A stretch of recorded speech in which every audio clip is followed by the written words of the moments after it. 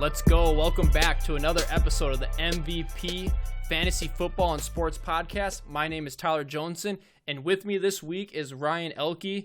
Ryan is still sick. He's back from his trip from Las Vegas, and he's coming back a little bit light in the pockets. He's got a pretty good story of playing poker, but it's a bummer that you're still sick and you had to be sick throughout that entire Las Vegas trip. How was it? It was good. Except having the cold, trying to keep up with everybody was pretty rough. You know, it would come like 2 a.m. and everyone's still all hyped, and I'm over here just like dreaming about my bed. So it was rough. Alcohol wasn't going down right with the cold that I have, and it wasn't a miserable time. It was fun. I made the best of it. I lost on some poker. I made some money on the slot machines, which is pretty rare, but I actually threw some money in, and first spin on one of the Monopoly games, I made like $200. So I went and turned that in to play some Texas Hold'em, and back-to-back hands, I was outed on probably the worst beats ever, which we're not going to get into because I'll just get mad. But same dude. Other than that, dude, it was an awesome experience, and I'm definitely going to go back. Probably a handful of times, honestly. There's so much, like legit, there's so much to do and so much to see, and you just can't do that in the time that you're there. You have to go multiple trips to just even maybe experience half of what Vegas is. Yeah, and when I went to Vegas, and I guess both of our experiences are kind of similar because we went with our girlfriends, and it's one of them experiences where it's like, man, if we bring the boys back here, we could have a blast. It'd be awesome. I mentioned that, Tyler. I'm like, man, I got to come back here with the boys. I mean, not to be an idiot, but it would just be really fun, you know? Yeah. I'm not going to go out and do something stupid, you know, but like just be with the guys. It would just be a fun time. Yeah. And seriously, it's like you're out in those pool parties and stuff. I saw you out in the pool parties, and you could tell that you were sick. Yeah, dude. I saw you bobbing around in the pool party, and I'm like, oh my goodness, Ryan looks like he is about to go to sleep. Hell, dude, I'm standing there. The sun is literally beaming down on me. You have to buy water for like $80. You know what I mean? Yeah. You're buying like those buckets of beers, and then all of a sudden you're like, well, I need to be drinking water. I'm getting claustrophobic up in this pool. People are jumping around like nuts. I mean, it's Marshmallow. I'm not even like huge into that music. I just went there. You know, it was my girlfriend's birthday weekend, so I'm trying to do it all for her, and I stuck with it, but that kind of music rough. Is a fun for me. I like that EDM. Yeah, I mean, I was towards the end, I was vibing to it for sure, because I was just like, all right, it's either I suck this up and get in it, get with it, or get out. Exactly. I can't get out because it's nowhere to go. So, well, we got you back now. Fun. You came back. You saw your daughter. I mean, being away from that long, I can only imagine. And then, dude, I'll pull a soft story on you, dude. Got home. Freaking my little girl gives me a hug. I literally had tears coming out of my eyes, dude. Like I don't know how else to explain it. It was crazy. Like the love you had like for your own child is I can't explain that to somebody unless you have a child. Then you're like, I know what you're talking about. Yeah, and one day for me, and I know people out there will definitely be in the same boat and feel the same way. So we'll put it as this. I loved it. I loved the whole experience, Tyler. Fun is all hell, but I was glad to be back. I'll say that. It's a lot. It's a lot to take in. Just like how you were talking about, if you go on one trip, you can't see everything. So you got to make like separate trips to see separate different things. And if you try to do it all in 1 week, it makes you leave or it makes you come home. Just thank God you're home. Yeah, and then you'll be back there another time. I jumped on the scale when I got back. I lost freaking 10 pounds there. And it's hot. We ate like 3 meals a day, which we normally don't do, and which normally I don't do, but we did so much walking that I literally lost weight while I was there. So, I mean, that's cool, but I guess it's a good thing, I guess. Yeah. Well, lost some money, lost some weight. I guess it evens out. Yeah, you paid for a good workout. Mm-hmm. So this week, we are going to be talking about a lot of the breaking news. I know I covered quite a bit last week, but jumping into this week, we have some wide receiver breaking news. We got some running back news that we want to touch on. I feel like everybody is getting hurt right now. It seems like nobody can stay safe in training camp. Everyone's going down. Big names are going down, and this is when it happens, man. You got to keep them sleeper updates ready, man. Yeah, wait until like the third week of preseason before you start drafting, because you're going to end up with AJ Green in the third round and wish This you didn't. is Tyler. This is exactly why we continue to say do not do redraft leagues before week 3 of preseason. Just do not do it. No, I know. Only thing can happen, like, okay, I guess it can go both ways, but just be safe and everyone on the same playing field. Because, like, yeah, you can get great values. Yeah. But you also, like, you have burned no harder. control over what happens. If your first, second, third, like your first round pick goes down, you deleted your first round pick basically. Like, that's a hard hole to dig out of.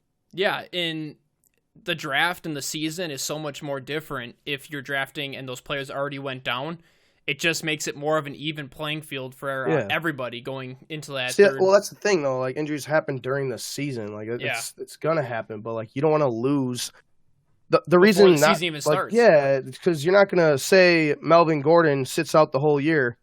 You're telling me, like, for the argument against that is like, oh, you're gonna draft him either way in the first round? Like, that makes no sense. Yeah. So it makes sense to do it after the third preseason, because going into the fourth game, none of the starters are usually in. It's more just a who's going to get the final cuts going into that fourth game. They're trying to find the back end of their roster right there. The starters are they're in their suits basically, if you want to say. Yeah, they're sidelined. So and so we're going to hit on the news, and then we're going to jump right into how I did last week. I did wide receivers that I'm high on and wide receivers that I'm low on. Me and Ryan are both going to touch on 2 running backs that we're high on, where their average draft positions being drafted. And then we're going to pick 2 running backs that we're low on due to their ADP and also possibly injury risk, anything that comes with that player. And then lastly, we're going to do a quick Q&A. We got a couple good questions to answer straight off the Sleeper app. So we're going to jump right into the news. So you got any advice for me? Generally. And the news today, you have to start off with it. AJ Green going down. Everyone was talking about AJ Green as hyper value coming off of that injury last year into this season. Going to be drafted in like the third round. You're going to get great value. And now he goes down. He has torn ligaments in his left ankle, and he's going to miss 6 to 8 weeks. And they already said he's going to be out week 1 of the regular season. So that potentially means week 2, week 3. It's just AJ Green, he looked like a great value, but you got to remember he's 30 years old and he already has injury concerns. So it's like, even in the third round right there, with him healthy at this moment, is he really a value? I don't know. That's tough. Like, that you see the name and you just want to draft him. As long as Andy Dalton is throwing him the football, he's had back-to-back 1,000-yard. He's only been under 1,000 yards once, besides last year where he got injured. Hey, when he's healthy, he produces. Yep. So, but as he's getting older, I just feel like how is it's like a snowball effect. Though? How is he going to stay healthy? He's getting older and older. The game of football takes a toll on their bodies, and he's already proven that he can't exactly stay healthy. So I just think the older he gets, the more injuries are just going to rack up. Yeah. I could see him pulling a Calvin Johnson soon. Calvin retired at the same age. So I could see him maybe retiring at the end of this year, at the end of this contract. Yeah. On the day, just because of injuries. I could see that as well. You're going into 31 years old. You've had a couple of bigger injuries that have kept you out multiple weeks. A part of you is just thinking, I don't want to go through another injury like that, or I don't want to talk another contract that locks me in. And the team's probably not going to be asking for a lot of money after he turns 31 going into the next season. It's like, what team's going to take you? It's almost like a Demaryius Thomas situation. It's going to be 1 year deals, yeah. And that's the thing why I'm saying maybe he should just retire, because 1 year, $3 million, 1 year, $6 million, yeah, it's good money or whatever, but he's just going to be bouncing around and have all this pressure to prove it. And one injury, he's just going to be, I don't know. I think it's something that he should probably consider, because this guy's going to turn 50 years old and not even be able to walk. You know what I mean? Yeah. And for the money, it makes sense, but for like your legacy, we've seen a lot of players' legacies kind of get tarnished from having poor seasons after injury, and then you end up on a different team as like a second, third string, and that big name is all that it brings to the table for your contract. So, So moving on then to our next one, we're going to touch on a lot of the wide receivers. We're going to do all wide receivers first, on running backs. Dante Moncrief, he was done for the day. It appears to be a finger issue. I think we're seeing a lot of finger issues, especially over at the Giants camp. And now didn't Sterling Shepard break his finger? Yep. So Moncrief, it's going to be interesting because we were high on Moncrief, and now it just shows for Washington that he could take a step up. So this is Washington's chance, because I feel like he's not on the bubble, but he's on the bubble of like the 3 wide receiver sets and stuff like that. Because they got DeAndre Johnson that they drafted, and I think he could be a player in there too. So he'll get some looks. I drafted Moncrief in our Dynasty League, and obviously it's not for the future. I drafted Moncrief really late for the now. So it's like, let's just say he was like done for. It wouldn't be a huge hit for me. But he was someone that I'm looking for. Like I think he's in for a big year. I mean, I don't think the injury is major, but it just so many injuries going on, man. Yeah, and these little injuries kind of pop up, and it makes you kind of second guess it. But I mean, not even it's just a finger issue, so it could have been just a sprain. And we've all had sprains before, and we just go out and play the next day, and you kind of just suck it up. And I don't think it's going to be that hurtful, but it's just another notch up on your board when you have such a close race between him and James practice Washington. Time, with the new quarterback, which kind of hurts, and never know. What if James Washington takes off now? Yep, his spot could be in jeopardy for that, like not the team spot, but like for the wide receiver 2 duties. Yeah, and I'm a little excited still to see who comes out as Steelers number 2, and it's going to be a valuable position to have on your team. So that's what I'm saying. Steelers number 2 receiver and the Packers number 2 receiver. And both of them are fights. They're going to be the average draft position between both, like Moncrief and James Washington, and you have MVS and Geronimo Allison. Their average draft position is pretty close because we're all questioning it's going to fluctuate up and down on who is the better guy that week. So sounds right now in Green Bay that Allison's going to be manning the slot, and the fight is between MVS and Geronimo, or MVS and St. Brown outside, which I think it's MVS. But then again, it's just to keep an eye on who would be Aaron Rodgers' favorite target after Davante Adams. And on that note, Aaron Rodgers was quoted saying that he wants to get the ball to Davante Adams more than he did last year. That is just scary. That is very scary. I truly believe Davante Adams could be the 5th overall pick in any draft if you take him there, and you shouldn't even regret it. I was going to say, some pros have Adams as their number 1 wide receiver going into the next season. So it just shows you how high the pros are on him. And then you have Rodgers coming out and saying something like that. It only makes you more excited as a Packers fan and someone who owns him in fantasy. For sure. So let's move on to our next guy. I talked about him last week, and I just kind of wanted to touch back on Curtis Samuel. He's been an outstanding route runner.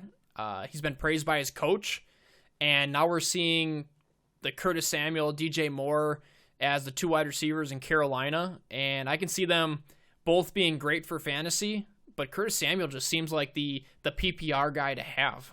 I don't know how high you are on Curtis Samuel. I know that their ADP is about 4 rounds in between them, and you're getting such a steal with Samuel, I feel like.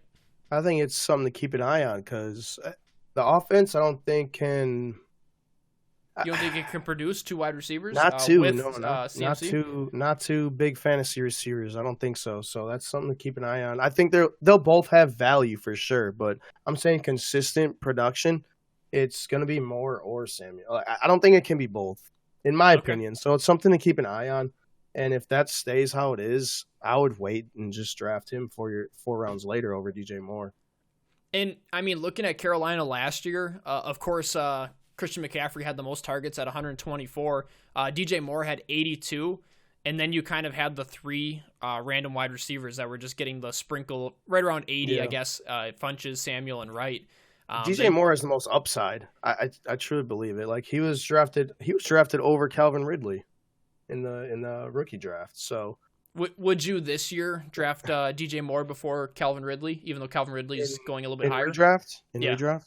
No, I would go Ridley. You'd go Ridley? Okay. That's a pass first offense. Okay. And I mean, I like DJ Moore, and then I like Curtis Samuel, like I talked about last week. I just think Curtis Samuel. I mean, they don't even pass to tight ends anymore. I mean, Olsen used to be a great tight end, and Olsen's going to steal red zone targets from both them receivers. That's the problem. Like, I don't know what their touchdown upside is. Both of them can catch an 80-yard slant and house it, which is nice. Yeah. But, like, touchdown upside, I'm not sure. I feel like it's going to be McCaffrey as the number one option, and then, like, Olsen as the receiving, like, the blanket. And then those two guys will be fighting for the other touchdown receptions, which I think they both finished pretty low.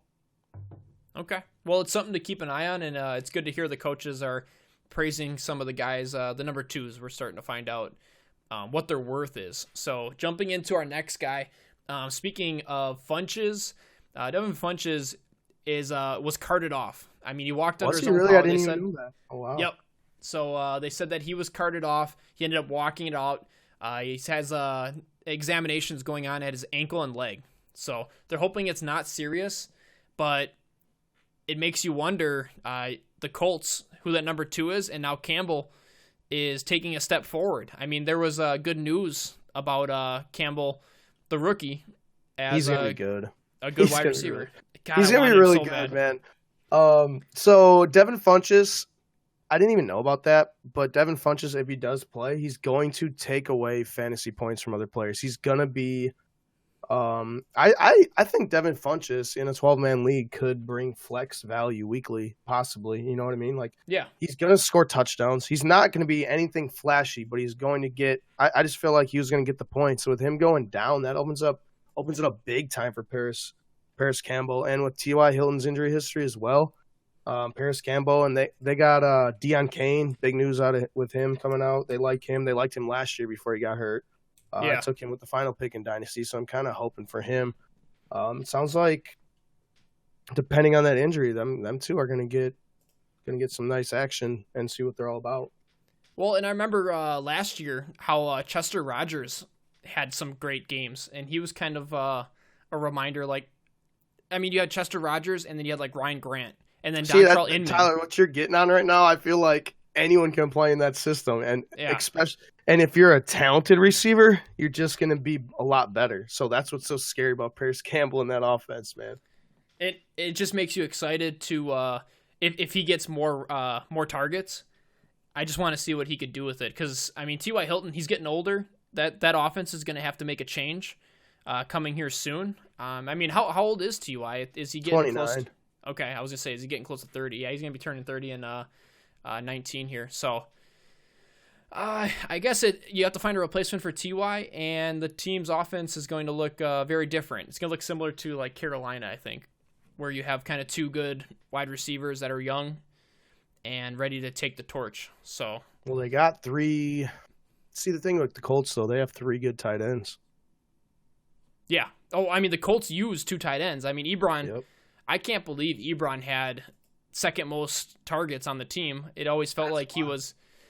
And then there was that crazy stat of him. He had like red zone looks. I think it was like 12 red zone looks, and he caught 11 of them for touchdowns. So yep, efficient. It's going to be an interesting year for the Colts, and I know that I have Andrew Luck on our dynasty. Oh, so. I love their offensive outlook, dude. Yeah. Andrew Luck that's a quarterback you want to target this year.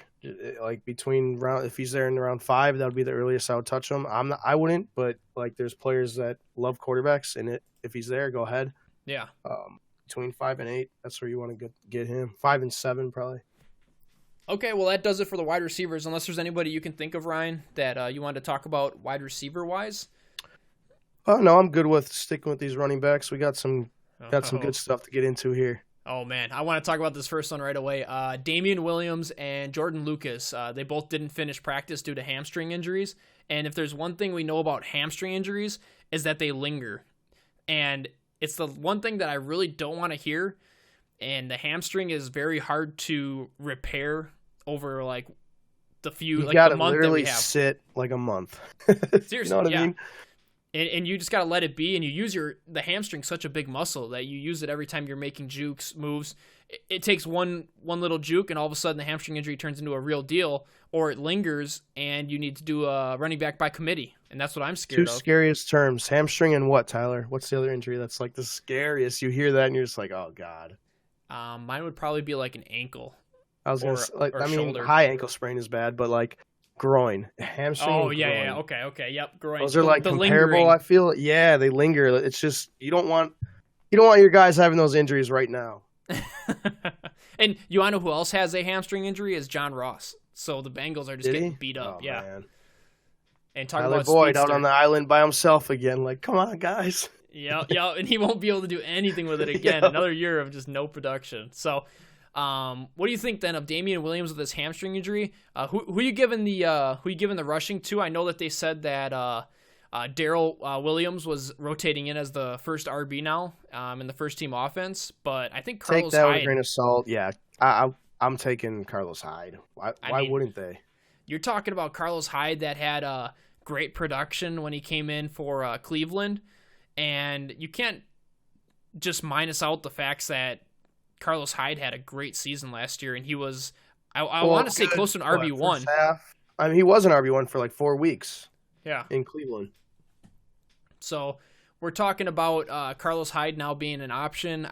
But if you think about the whole Kansas City offense, if they're going to go running back by committee, if Damian Williams has that hamstring injury, there might not be anyone that you want to touch per se. It's a high-powered offense, though, so getting that pass catcher is going to be pass catcher out of the backfield. Wasn't there reports saying that they were trying to get Carlos Hyde the pass-catching role? Like, when has this guy ever caught passes, though?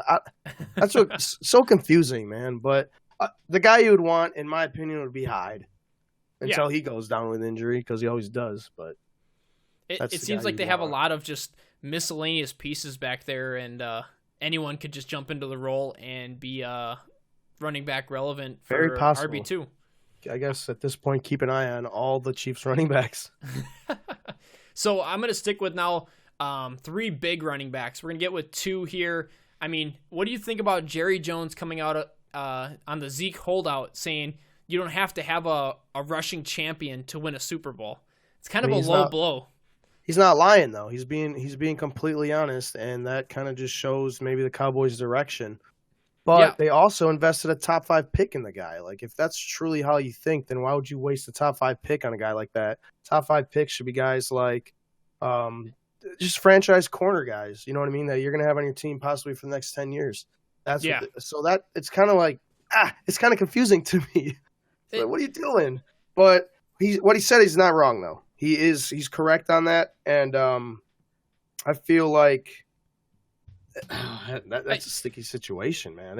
It does make sense in the fact that you look at the last few Super Bowl wins being the Patriots. They're able to do it with a rotation of guys. And I think if that's where the NFL's going now. That's another thing. The NFL's kind of going away from the bell cow running back. Because they get beat up too much, and then their careers are short. And I think it's better for both parties that you do are like not running back by committee, but like a two-headed race type thing. Have 2 guys that are, you don't even need can come in fresh. They're kind of complement each other. Fresh and your career goes longer. And I'm not saying like a Packers situation where you have Williams and Jones, but I'm saying something more along the lines of in Arizona. I mean, when you had Tevin Coleman and Freeman, it seemed like kind of a good combo. Or I'm sorry, Atlanta. I know what you meant. What did I say? You said Arizona. Oh, Arizona. No, David Johnson. He ran away with that one for a long time. Yeah, for sure.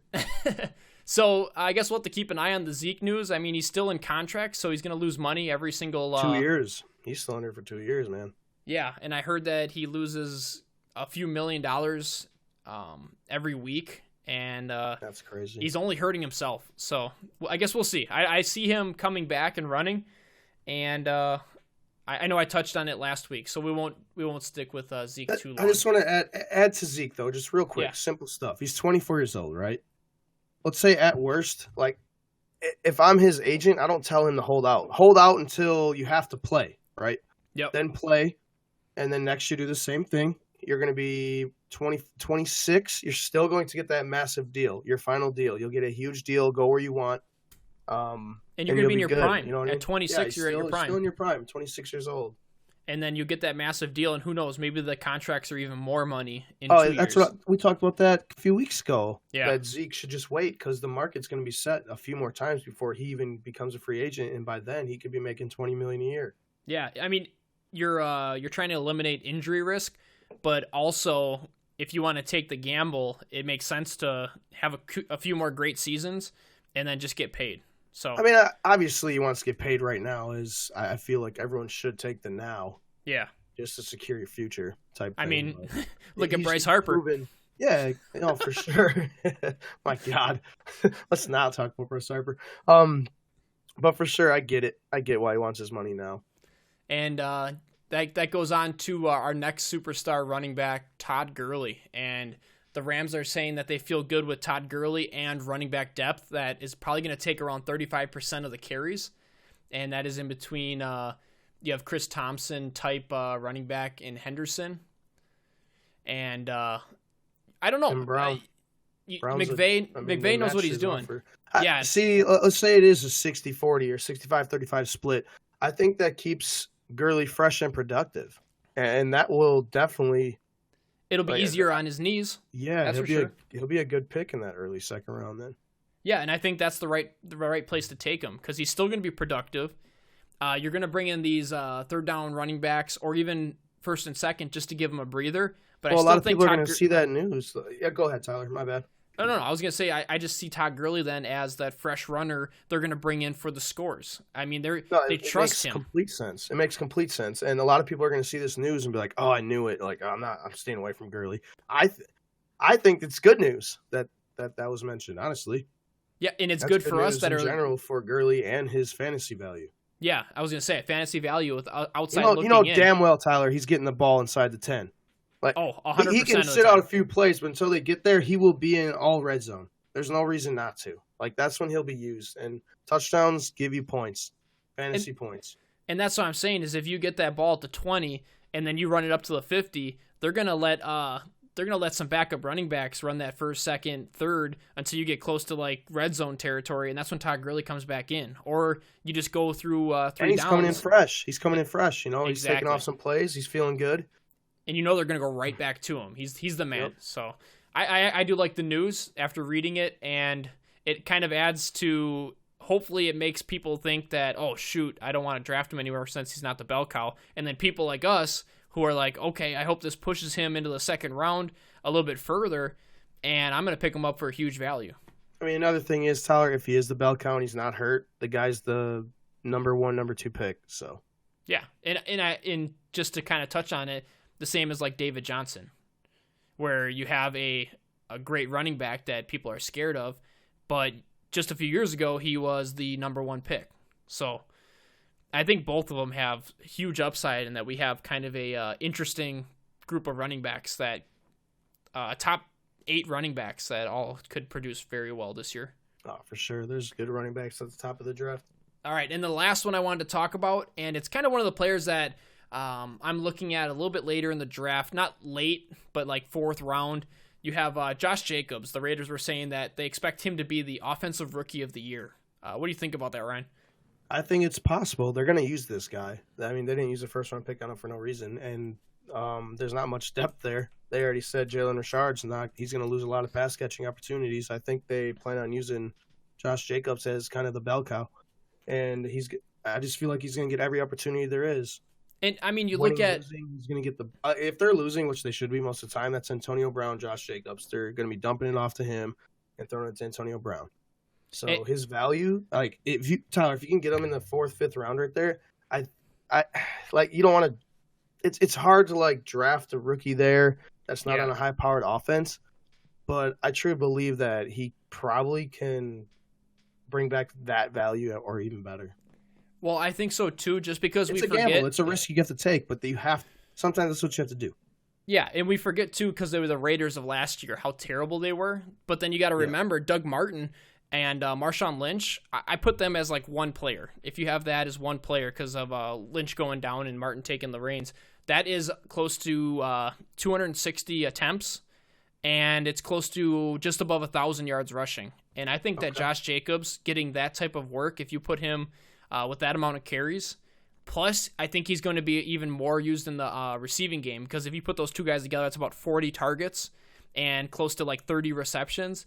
I can see him getting more receptions, which is only going to bump him up. And I think his fantasy outlook is really nice.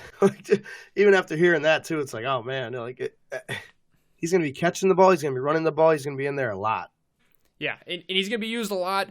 And then with Carr throwing to Brown and Terrell Williams, Can they stack the box on the guy? I don't think so. I don't think so either. And I think he's going to be a great great wide receiver weapons there that are going to hold that. And his pass catching for PPR and half PPR is going to put him over the top. So I like Josh Jacobs, and if he falls to me at the right price, I'm going to take him all day. I know that he's right around that Kerryon Johnson and Chris Carson area, and I think that's like the perfect spot for him, because Kerryon Johnson and Josh Jacobs are like side by side. Him over Chris Carson 4 billion times out of 4 billion times. I don't care what anyone says, dude. He's literally the hard drop for me. He's like that tier break, and then you get into more. So that'll do it for the news. There was a lot of news to cover, but it's a lot of important news. And coming next week, we're probably going to have more injuries to talk about. There's going to be more fingers that are going to be broken. Unfortunately, but yes. People's hamstrings are, I mean, the way that athletes are working out, their hamstrings are like concrete, or I don't even know. You look at Barkley, I'm seeing more hamstrings just popping everywhere. So who knows? So we're going to get into our next subject, and that's going to be our bottom 2 running backs, and then we'll end it with the good note, our top 2 running backs. And I'm going to have Ryan start off with his number 1 bottom running back that he is avoiding in the draft if we drafted today. All right. I would be avoiding James Conner. And it might be kind of a shock. I'm avoiding James Conner where he's being drafted. We'll say that, because now if James Conner fell to me in like the 5th round or something, obviously it's automatic. But he's going in the early 2nd round in redrafts, and I just feel that's way too high. For one, and just this is me, his workload last year was a lot, and he got hurt. They also had Samuels play, and he played very well, and I think they traded up and drafted Benny Snell in the 4th round. Yep. So they have running backs there. I think they're going to use more of a committee. It's not going to be a 50-50. I think Connor is like a 60-40 type thing. Plus, I think they're going to be using Samuels a lot, and he might even be like in the slot, and he'll be moved around.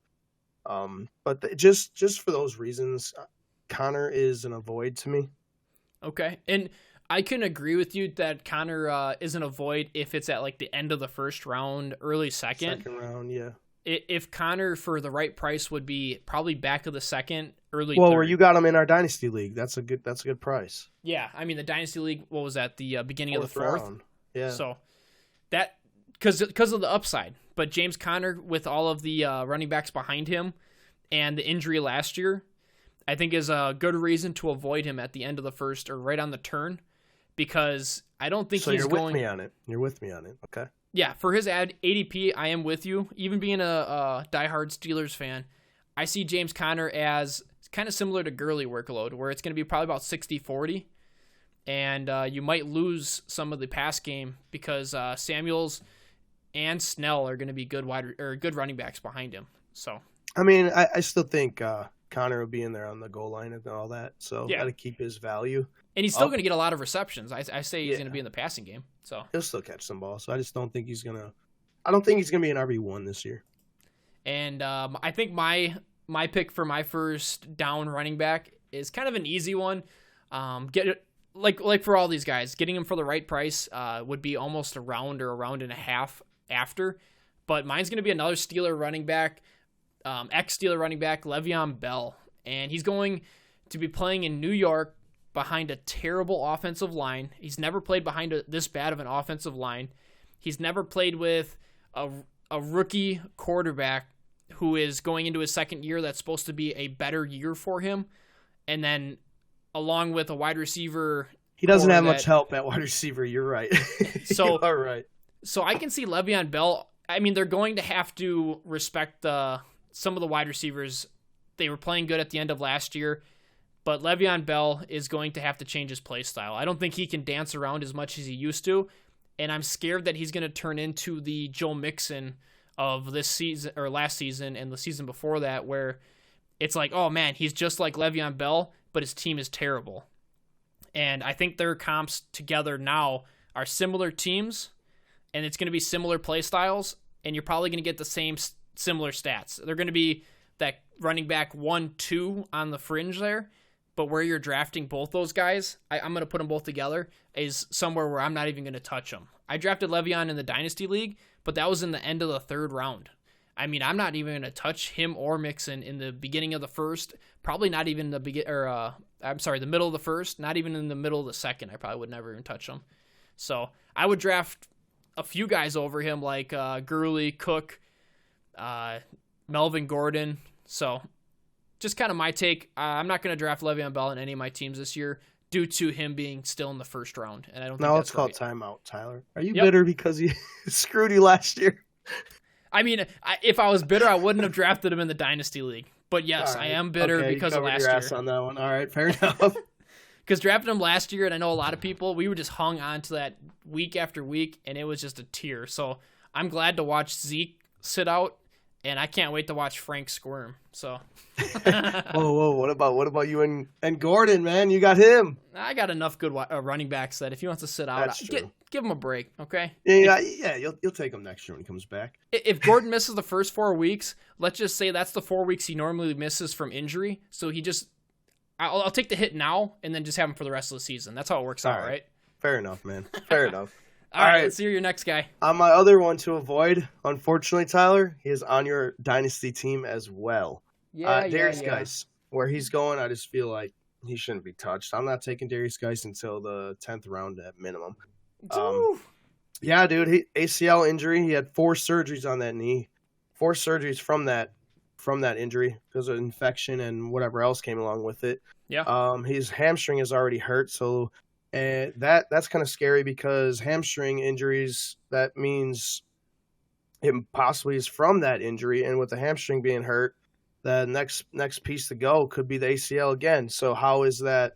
How good of a repair is it? It's just scary, and him having another injury. And then old man AP is already saying he wants to run for 2K. He's determined. If he gets that rock, he's not giving it up. You know what I mean? Yeah. He's gonna say, young man, you wait on the bench till next year. So in redraft, I'm staying away from Geis. Geis, don't get me wrong, very talented, very talented. It's just those injuries are the main factor in my reason to avoid him. Yeah, and I mean, I drafted Geis before the news of the hamstring. Right. And like we were talking about in the previous podcast. What if you knew? What if you knew about the injury? Where would you have skipped him completely, right? I would not have touched him. I think I drafted him with that 5th round. So was it 5th or it was the 5th round. See, Tyler, right now, we have experienced reasons why to draft later. But this was Dynasty though. It's okay though. That's different. Yeah. But say it was redraft, you'd be like, what the hell? I have no Geis, no Gordon. What do I do? My season's done. And basically, if that's true, if Gordon sat out the whole year and Geis barely played, get your shovel, get 2 of them, because you're gonna be digging for a while to try to get out of that. Well, and it's like your first 4 picks, and you lose 2 of them, and you haven't even started the season. That would be terrible. But we'll see. And like Geis, he's hurt again. I mean, when he was drafted on the team, he was only hyped up as this amazing running back because he was going to be the only running back. And now that they brought in AP, it was because of his injury. AP wasn't on the team. It was going to be Geis's show. And it was the injury that brought AP to that team, and now AP's doing well. I don't know. I almost like Geis kind of sitting it out still for a little bit. For your dynasty, in terms of dynasty, you would rather have him probably just relax. Yeah, and I mean, even him relaxing, though, is still scary because they could go out next year and just draft a running back, and now Geis is on the bench. And damn, that's true, Tyler. Next year's supposed to be stacked at running back. That's a good way to think about it because they very well could finish in that top 10, and a nice running back is sitting there. Yeah, and it's kind of scary that way because if Geis can't become healthy within this year, I can see him playing side by side with one of these better running backs coming off the draft, and he could just get pushed aside and end up like your next. I don't know. I'm trying to think of a running back that's kind of been lingering around. It's there's a lot. There's a lot in that range, and they're all going in like the 10th to 12th round. So, I mean, it's like a Jarrett McKinnon, how he's turning out, or a Matt Breida after injury. Yep. So, I guess we'll see. I like the choice because if I heard the hamstring injury, I would have been saying the same thing you're saying right now. So for sure. Jumping into my second guy, a guy I'm avoiding, and it's going to be kind of surprising for some people. I'm avoiding Sony Michel. And Sony Michel is hard to hear right now because he went into that playoffs and lit the world on fire. And those are the guys that you have to watch out for because the recency bias of him almost electric. I mean, he was running the best season of his life if he had that as a full 16, and probably breaking records. So Sony Michel, injury prone. He's not staying healthy very well. I mean, they're already talking about in camp that he was injured. I forgot what his injury was. I think it was something small. I know he had a knee scope, so that's not good. Yeah, it was the knee, and that kind of makes you wonder. Sony Michel, is he kind of similar to Geis, where it's once one thing is hurting, it's going to go to another, and then it's just another injury-prone running back? And knowing New England, they can bounce around to anybody. I can see Sony Michel being this great running back last year, and all of a sudden, you don't really know about him come this upcoming year. Of course, he's going to get the rock a lot, but it's how is his body going to hold up, and how's Belichick going to use him as a kind of injury-prone running back? So I'm going to stay away from. Man, I'm agreeing with you on that, and it's hard to do because I was all on the Michel bandwagon earlier. If you listened to a podcast about a month ago, he was a big target for me, but all this news coming out, and they drafted Harris, and he's looking decent. Michel is a very good running back when he's healthy, but that's the problem. He's probably got the highest risk of injury in the whole league for a running back. And that's definitely not a good thing. But you can see what the guy's capable of, especially not even fantasy-wise. The guy is the engine of the team for the New England Patriots when he's on the field. The offense goes through him.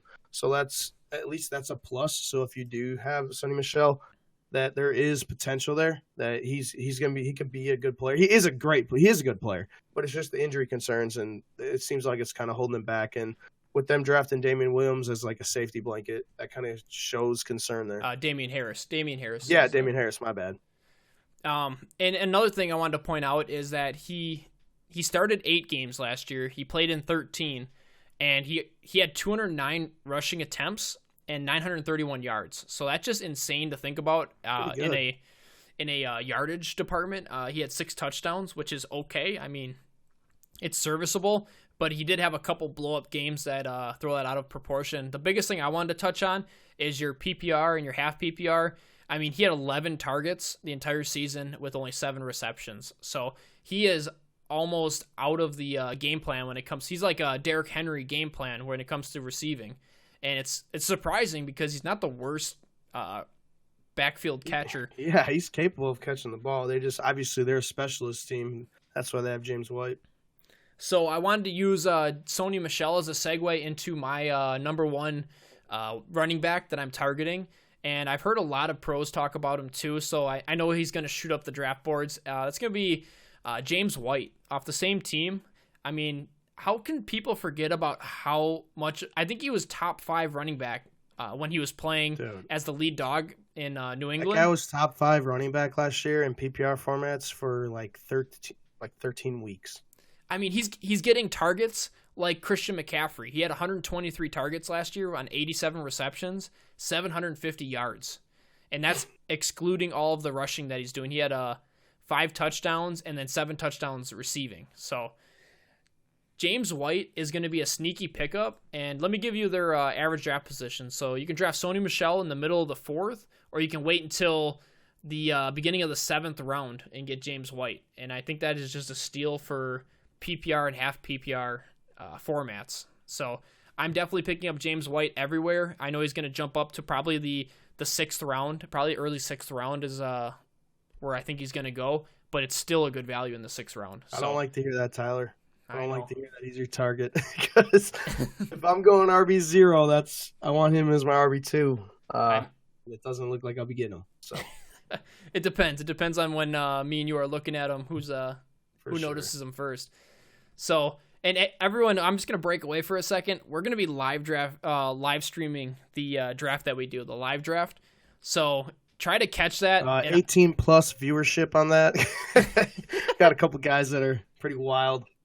Yes. You're gonna hear some questionable things. Maybe I'll turn the volume down a little bit, but it'll be crazy. And we'll follow along, and I'll keep a draft board on the computer and keep everyone filled in. So I think that'll be a great time. So when I take James White from Ryan, we can all hear him screech in the background. Yeah, and the draft. Everyone go home. No, I'm just kidding. It ain't that serious. All right, Ryan, let's hear who's your number one guy that you're targeting.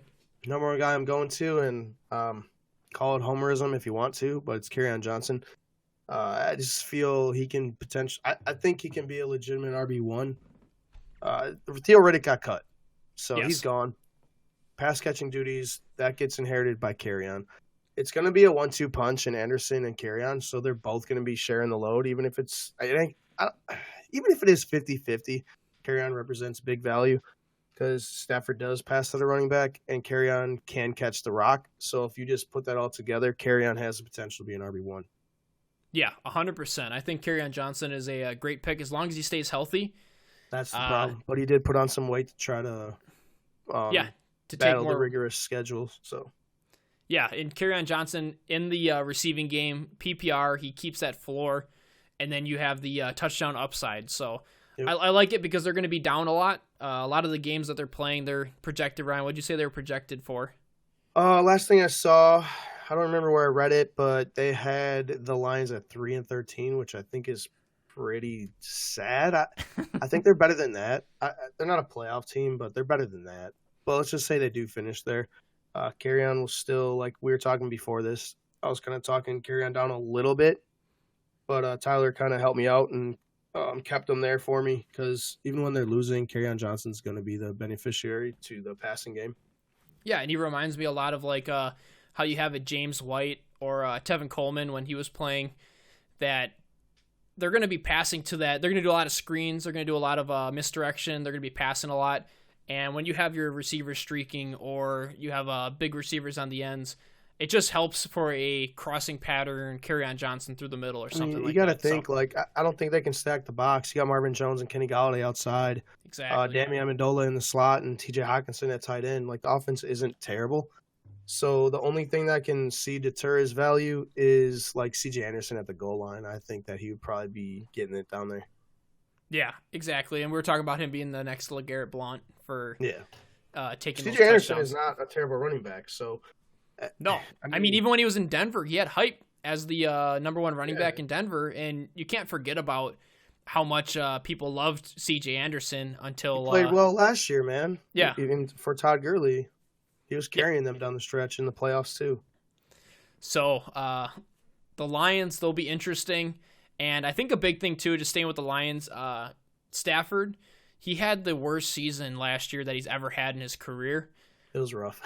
And I think it's nothing but upside. I mean, I don't think that any player should draft him in a redraft, but just keep an eye on it and see if he doesn't take that step up into another, get back to his regular habits. I'm not going to be mad at Tyler for saying that. He actually is truthful on that. Stafford probably shouldn't be drafted unless you guys are crazy and everyone takes backup quarterbacks and whatever, 3 quarterbacks. And then in that case, sure. But he'll be used as a streamer, and he will be rostered probably by week 4, and he'll probably be in a starting lineup because he's going to be. I think Stafford's due to turn it around. He's got weapons. Second year in this new offense, I think he'll be a pretty good fantasy option. Yeah, and he's had seasons where he's been another reason, Tyler. Another reason, Tyler, to wait to draft quarterbacks. Yes, 100%. I can't wait to do our top 10 quarterbacks, and then we're just going to go deep and there's people that are getting drafted. I'm looking at the ADP right now. There's people in the 17th, 16th round that I would still take. So, Yep. Going on to my my last guy that I am targeting. Every mock draft I've done, I've drafted him. He's going right by James White. I normally get him in the 7th, 8th round, and that's Latavius Murray. He's taking that infamous Mark Ingram role. And we all know that last year, Mark Ingram was getting drafted in like the 6th round, and he had, 5 or 6 game suspension? So, it was like, okay, it was lower than that, like 4. Yeah, it wasn't no 5 or 6, but yeah, it was lower on the lower spectrum, but still, he was getting drafted pretty high. And I see them as almost very similar running backs, and they have similar builds. And Mark Ingram, he did work when he came back. He had a lot of games that was serviceable. I remember I traded for him, and you're getting him as an RB2 and sometimes has that RB1 upside. And just think, too, if for some reason Kamara was ever to go down or Kamara is just running so much that he's tired, that's why you have that Mark Ingram, that Latavius Murray. New Orleans knows how to use their RB2, and he ends up producing like an RB2. So I think where you're drafting him, people are just scared because it's Latavius Murray, the name. But I think Tyler, it's a good pick because he's not the backup running back. They both get play. Yeah, and they have their roles. Both are going to get it. Yep. So I think Latavius Murray is going to be a great pick. And the fact that you're getting him as far down as the 7th or 8th round, I think you're getting him for a steal. And if he doesn't turn out, I mean, you could have went with somebody. Let me see who's going around him real quick. So you have James White right there. So you're going to draft White before him. And you're going to have another guy that Ryan's going to talk about. So we have 3 guys in the 7th round that we're looking at as almost steals. So doing that wide receivers early with a good running back, you can pair him with one of these running backs in the 7th round and build yourself a great team. So I'll switch it over to Ryan then. I'm high on Latavius Murray because I think he has that Mark Ingram role in the books, and I don't think Kamara can handle the ball as a bell cow. So I'm going with my second running back to target, and there's a lot of factors in this, but ADP is the driving factor in this. Jordan Howard just being drafted so late right now. With this news too that just came out. Yeah, man. The word's out that he's looking really good. Miles Sanders sounds like he's struggling, and he's also already hurt. So it looks like he potentially could be the bell cow there. I know Peterson doesn't really use bell cow running back system, but Jordan Howard is a guy that could possibly take over that and do that for him. They were working on receiving with him earlier. And I just think where I'm not saying this guy is going to be like a league winner or anything like that, because we all know and we've seen what Jordan Howard can do, and he can produce. But if he's in the right situation, he can be pretty damn good. And I think this is a chance for him to do so. So just where he's going, it's definitely a running back to target. Like this guy could jump in as your RB2 and sit there all year. And I mean, once again, you're talking about a running back that was drafted in, I forget what his prime was, a couple of years ago when he was getting drafted close to the 2nd to 3rd round. Well, last year he was going in the 2nd round, late 2nd. That was the best he got to. But you can't forget the volume that they were using him at. And I mean, him going to Philadelphia does add a little bit of murkiness to the running back situation there. If he can surprise the coaches, though, I could see Jordan Howard getting back to his old ways, getting a large amount of the carries, and turning into not a bell cow, but that 1st and 2nd down running back who can also punch it in the end zone. The only problem there is so many running backs to compete with. They re-signed Darren Sproles, they got Adams, they got Miles Sanders, they got Corey Clement, and they got, do they still have Wendell Smallwood? Like that's, 5-6 running backs? I feel 2 of them are going to get cut right there. But it's a lot of competition. But it sounds like Jordan Howard is the lead back right now. So it's just a guy to keep an eye on. And at this moment, it's a guy to target. Awesome. Well, there it is. Let me kind of run through my guys real quick, and then I'll have Ryan run through his. And then we'll just do some honorable mentions at the end. I don't want to I won't touch on them too much. But just guys I was thinking about. So my guys, my low 2 were Le'Veon Bell and Sony Michel. And then my high 2 were James White and Latavius Murray. And then Ryan, what were yours? Mine were... The voids were James Conner and Darius Geis. My targets were Kerryon Johnson and Jordan Howard. I want to throw an honorable mention up in there. Royce Freeman. I really like him this year. It's a guy to target. I think with the new system, he could potentially be the guy there. Okay, and I was going to do an honorable mention too for Ronald Jones. I know I was high on him last year until I saw a few preseason games, and then I fell off. But Ronald Jones going in the 8th round as possibly the starter, you're getting him more as a discount compared to last year, who was going in the 6th. And then another honorable mention for someone to avoid. I'm just pretty far off of Marlon Mack this year, and that might surprise some people, but I'll save that for another day. Okay, we'll wait for that. Because I think Marlon Mack I feel like is their offensive line is vastly improved. I think they have a top 5 offensive line. I think so too. But I'm with you though. Marlon Mack doesn't stand out to me. I'm also avoiding him. So, just a couple guys we're thinking about, and then we're gonna jump into our Q&A. We have a couple of great questions. I took 2 for today because I think one will drive a little bit more home here, the second question. So the first one, anybody who owns Damian Williams, now that the news came out, should I trade Damian Williams? Let's say that it's either a keeper or a dynasty, and you're holding on to Damian Williams, you're looking at him, you just heard the news that he's having hamstring injuries. Do you try to move him, Ryan, or do you just keep him? I got 2 ways to break it down. So I don't mess with keeper leagues, but I mean, we can always talk about them. So I'm going to break it down in redraft and dynasty. My answer for redraft league is I'm keeping them.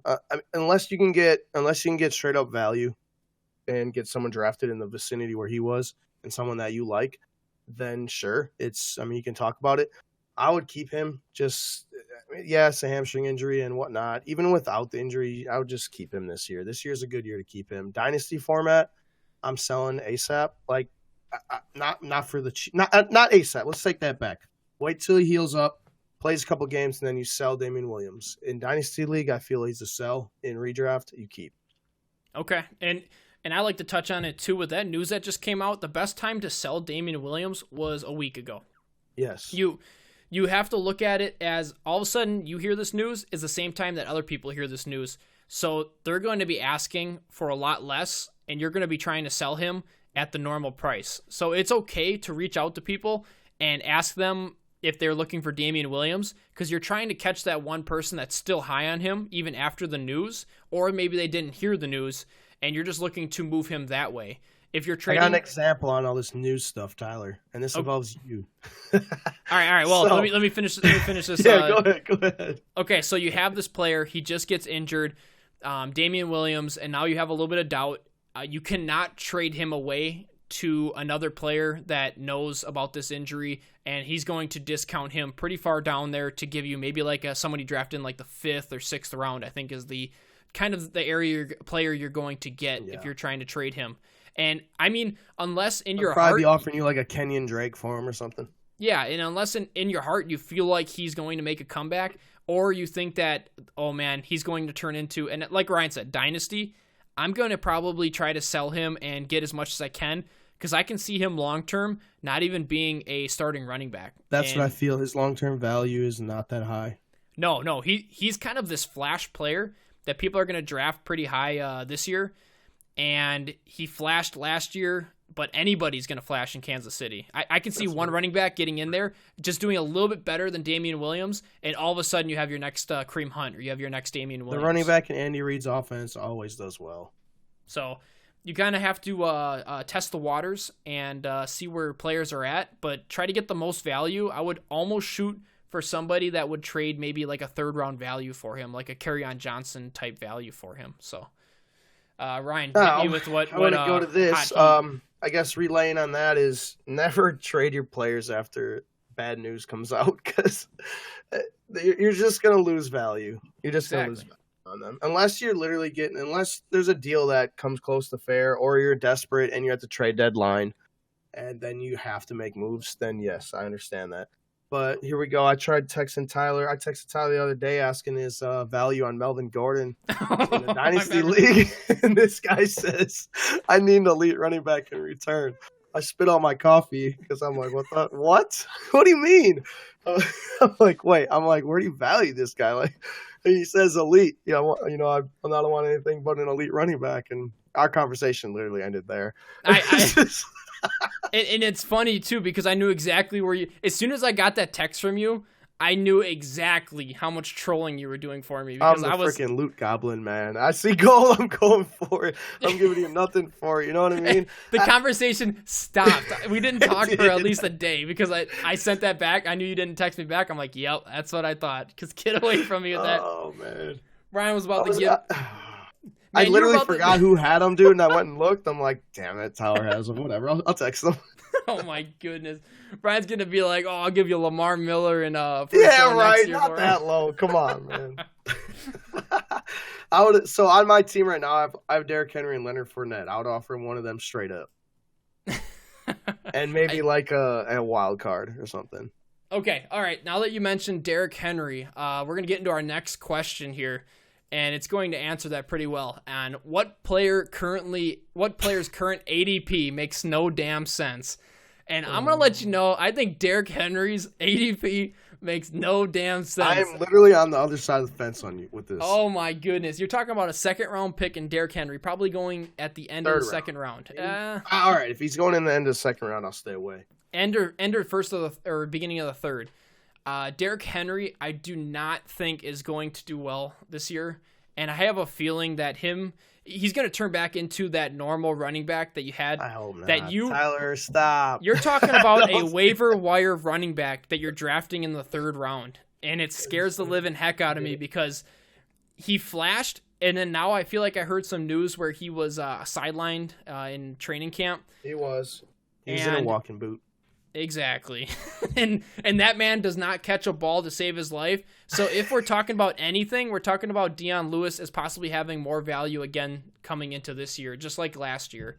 So I'm staying away from Derrick Henry because his ADP is too damn high. All right. Now, argument on the other side. I got to try to back this guy up. He's on one of my teams here. He's in a contract year. They're going to ride this guy, man. He is injury proof. Well, except, this week. But this guy... His toes are falling off, man. He doesn't get hurt. Like, he'll be fine. It's precaution. They know there's not much going on there. He's just going to put the boot on and let these other guys get some reps. But meantime, while this guy was down, there was news that Alex Barnes was looking really good. He's the backup there. So and I have him in Dynasty, so I got myself covered. All right, like I can partially agree with you, I guess. If he's going late second, early third, it might be a little too high. Where would you draft him at if we did the redraft right now? Would you take him in the third still? I feel like I would wait. So I have the 10th pick though, so I would have 310. Okay, would you take him at the 310? I would debate. I would take like Aaron Jones, Kerryon Johnson, Josh Jacobs at this point over him. So okay, you have you said Josh Jacobs, Kerryon Johnson. Aaron Jones, yeah. Okay. So, but Derrick Henry is even going in front of I would debate Leonard him there, Fournette, though, for Aaron sure. Jones, Devontae Freeman. I mean, there's a ton of guys. I can't wait to make my rankings, and we're going to be doing that soon. I can't wait to get these updated rankings, man. See where we're at. Oh, my God. Derrick Henry's going to be like, oh, man, he's going to be close to like 20 on mine. So fair enough. Whatever. All right, Ryan, do you have one that is ADP is too damn high? What player, it could be anybody, running back, wide receiver, quarterback. Oh, man. You can pick anybody. Cooper Kupp, dude. What? Okay. Why is he there? He's coming off an ACL. There's plenty other guys on that offense they're not going to push him into the role right away. I could see him missing the first few weeks. Where do you have Cooper Kupp ADP-wise? I mean, where is he going? He's going in round 5? Yeah, round 5. That's too dangerous. You can't... My It's opinion, way too high. I'm not touching him there. Round 8, 9, if he's there, that's where I'm taking a guy like that. You want production right away. You're going to sit on Cooper Kupp, and they have Robert Woods and Brandon Cooks there. Yeah. I mean, you have the whole wide receiver core from L.A. in the 4th and 5th round. That's insane. That's what I'm saying. Like Cooper Kupp, I just feel he's going to be the one to disappoint. He relies on touchdowns too, I feel. Oh, Which, my goodness. when he comes back, if he's fully healthy, the guy's good. But he's coming off an ACL. There's no reason to rush him. So is he even going to be playing week 1? I mean, that's to be determined. But if he's – I think that's a guy I'm willing to bet right now his ADP will drop. Cooper Kupp? Yes. Okay, yeah, I can see that. A fair bet that he drops. there's a ton of wide receivers I'd rather have that are going after him. Yeah, Chris Godwin. I would even. You're looking at like Jarvis Landry, DJ Moore, Yep. Allen Robinson, even. I mean, Robbie Anderson. Robbie Anderson's a nice little sleeper, dude. I think he can be pretty good. Robbie Anderson over Kupp right now is not even a 2 rounds away. That's legit. So I like that. I like that choice. Cooper Kupp. I didn't even see it coming, but I mean, it makes 100% sense. And as the season gets closer, I guess we'll see how these ADPs wind up. But we're going to have to do another episode like this and just see a final ADP. And we're going to have to compare it to our rankings. Maybe we'll just get out like the top 50, top 100, and then we'll just continue to work on our rankings. So I look forward to seeing which one of us is more close to the pros. So that'll be interesting. It'll be exciting. Which one of us is the real pro? Or if not both. I want to find out how we can rank ourselves, how they do the rankings, because I have a feeling that I look at a lot of sports pros, fantasy football pros out there who make these rankings and they make no sense. It's almost like they every year, Tyler. Every year, I got a perfect example from that. They copy the ADP, and it's like, okay, well, what is this? What am I looking at? Right. The last year that DeMarco Murray played, they had that guy going in the late first, early second. I'm like, and this is like consensus. This is like pros on pros on pros that have this. I'm like, there's no way. That guy fell to the 5th round in our draft, and he still didn't produce 5th round value. Garbage. Like, that was just straight garbage to me. And I look at some of these, and I'm like, how can people that play fantasy look at these rankings and then have a good season off of these rankings? Because I can see people going like rank by rank, and it is pitiful. You gotta. Well, we have a guy in the league that goes off rankings. He gets paid. He gets paid rankings, and he prints off a sheet. Comes to the draft, he literally takes the top of the board and never makes the playoffs. So I don't know. I mean, he also, I guess, maybe he makes some bad moves, but. And we'll break ours down into tiers as well, just kind of like how everyone else has the tiers. And we want you guys drafting in the tier drafting rankings, and we'll have ADP with it as well. So I look forward to our rankings so much. I'm excited for it, and I can't wait. Maybe I'm going to use our rankings for all my drafts. We'll pick a day, and maybe me and you will both be sitting down, and we'll just create it together on an Excel sheet. We'll do Excel, and we'll do like a shared mid-August. All right, well, probably right after week 3 of the preseason. That's probably the best time. Find a day, sit down, get it out. Yeah, because we want to. If people are drafting, let's say the first week of the, I guess even people beforehand, but we're gonna make it probably like week 1 of the preseason. Let's do that so that we have enough time for people to use it. Get it out. Yep. All right, well, that'll do it for the podcast. Make sure that you follow us on whatever device you're listening to. Make sure you go in there, you subscribe, you make a comment in there, and a ranking. Any ratings that we get is definitely going to help us to propel us to more people, and we're going to slowly start reaching out to more and more people as well. We do a lot of questions and information off of a Sleeper app, and then we have all of our leagues on Yahoo. We just did a draft on Sleeper. It was a pretty well organized draft for Dynasty. We're here to answer your questions. We're not afraid to let you know, reach out to you, and give you any advice that we have. I'm not scared to say my opinion, and I know Ryan's not scared to say his opinion. We feel like we're confident in what we do, and we're definitely going to propel you to the top of your draft and top of your league. Top of your league, man. Exactly. That's our goal here. Some forecasting though. We're definitely going to get our updated rankings out there, and also one thing that I really want to do is test out a couple strategies. I don't know when we'll be doing this. I'm assuming within the next few weeks here. Yep, we'll have plenty of episodes to do it. It could be a separate episode. I'm not sure how we're going to do it, but we're going to go over wide receiver 0 and RB 0 and value-based drafting, which we might be able to tie all into one episode, but we'll see how that works, and we'll do some mock drafts on that and determine what strategy is working well with this year's ADPs. Yep, and I mean, as soon as we go into 2 episodes a week, we'll have plenty of time to do a lot of mock drafts, do a lot of different positions. We're going to hit on our rankings. We're going to hit on all the news. I mean, just stick here. And if you're listening to us, you're pretty much listening to all of the pro podcasts put into one along with our opinion, because we do a lot of research where Ryan's on the road and working. He's listening to podcasts. I'm at work. I'm listening to podcasts and news. And then we're just going to give it to you all right here in one podcast. Nothing wrong with more knowledge. You know what I mean? Exactly. So we take it in. We listen to what they have to say. We mix it with what we have to say. And then it comes out as, I think, the most accurate. I feel very confident in accuracy-wise, looking at the rankings, that I think we're going to put together a really good sheet. And I look forward to this year and then just moving forward. For sure, man. Another thing I want to throw out there, comments on the YouTube and just say, hey, can you do a mock draft from the whatever position you are? If you are like 5th pick, 6th pick, throw them out there. Throw it in the comments, and we will do a mock draft on here. Yeah, I reply to all the comments on YouTube. Make sure to listen to all the questions. And anyone that throws a rating, we're going to shout you out at the beginning of the show.